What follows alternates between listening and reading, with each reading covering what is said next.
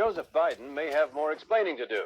The new question stemmed from taped remarks of Biden during an April campaign appearance in New Hampshire. I went to law school on a full academic scholarship, the only one in my class to have a full academic scholarship. Went back to law school and, in fact, ended up in the top half of my class. I was the outstanding student in the political science department at the end of my year. I graduated with 3 degrees from undergraduate school and 165 credits, only needed 123 credits. Biden now concedes he did not graduate in the top half of his law school class, that he does not have 3 degrees from college, and that he was not named outstanding political science student in college. Newsweek says Biden actually went to school on a half scholarship, ended up near the bottom of his class, and won only 1 degree, not 3. Joe Biden ranked 76th in a class of 85 at the University of Syracuse Law School. I mean, this guy comes off this whole thing as a flyweight. Now Biden says Newsweek is right. His memory had failed him. And I'd be delighted to sit down and compare my IQ to yours if you'd like, Frank. Joe Biden was victimized by the truth. Bye-bye, Biden. He may not know it yet, but I think this is going to be very difficult for him to recover. Is Joe Biden dead meat, yes or no? I think so. Bob? Terminal condition. Terminal. Eleanor? Yes, unless he comes in third in Iowa. Morton? Dying. I say dead. Democratic presidential candidate Joseph Biden today faces a controversy. 3 weeks ago at a debate at the Iowa State Fair, he used phrases identical to those delivered by British Labour Party leader Neil Kinnock. Biden seemed to be claiming Kinnock's vision and life as his own. Why is it that my wife is sitting out there in the audience, is the first in her family to ever go to college? Why is Gladys the first woman in her family in 1,000 generations to be able to get to university? My ancestors who worked in the coal mines in northeast Pennsylvania and come up after 12 hours and play football. 8 hours underground and then come up and play football. It's because they didn't have a platform upon which to stand. There was no platform upon which they could stand.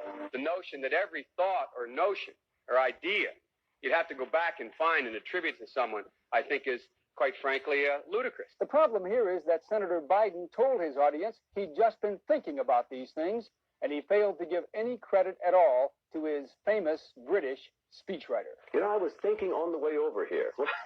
Now, that's a little too much because, as you point out, what's behind the words? What's there? And a lot of people, the rap on Biden has always been that it's just a surface. I should have said, to paraphrase Neil Kinnock, it's the only time I didn't, and all the times I've ever used it. But CBS News found a tape of a second instance. It reappeared in the New York Times with a new charge, that Biden had appropriated a famous litany from the late Robert Kennedy about what the gross national product cannot measure. It cannot measure the health of our children, The health of our children, the quality of our education, the quality of their education, the joy of their play, for the joy of their play. Biden gave Kennedy no credit. He has also quoted or paraphrased John Kennedy, Hubert Humphrey, and British Labour Party leader Neil Kinnock, all without credit. Joseph Biden admitted today that he committed plagiarism when he was in law school. He said it was a mistake, but that it was unintentional. He quoted 5 pages of someone else's work without proper citation. I've done some dumb things, and I'll do dumb things again. He was given an F. So, ladies and gentlemen, I've been dumb. To the political community in Washington, it all seems of a piece. Plagiarism at law school, plagiarism on the stump. The great communicator. Strike that. The great imitator. You don't steal verbatim, or when you do, as he did 99% of the time, you give credit. Biden's critics say he sells himself as a man whose words and visions can inspire a new generation in politics. But if the thoughts, phrases, and visions really belong to others, it's a form of false advertising. Is it a wise idea, though, to take something that personal, anyway, from another politician and try and appropriate it to your own campaign? I think it was a stupid thing to appropriate material that was really very personal, that was someone else's. Most people didn't know who he was, Joe Biden, and now they're going to say, oh, yeah, he's the guy who plagiarized. That's a lot of people. Politically, that's devastating. These clips are devastating. He looks like a Joe Biden wind-up doll with somebody else's words coming out. If they're going to do things that are stupid as well as immoral, then they're probably too dumb to have the job of president. The voters are going to have to decide whether he was dishonest or dumb.